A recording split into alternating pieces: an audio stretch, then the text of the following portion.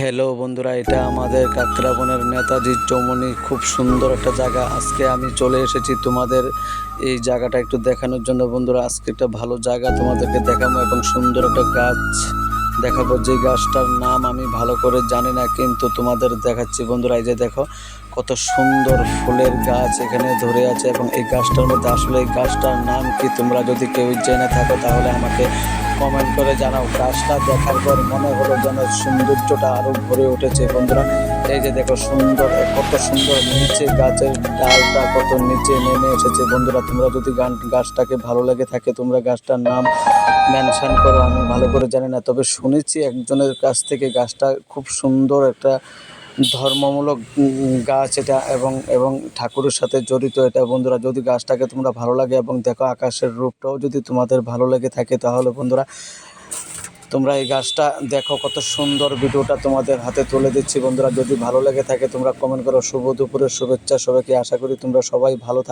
থাকবা, সুখে থাকবা। বন্ধুরা, প্রকৃতি এমন একটা জিনিস, প্রকৃতিতে এমন অনেক কিছু আছে যেটা আমাদের মন ভরিয়ে তোলে।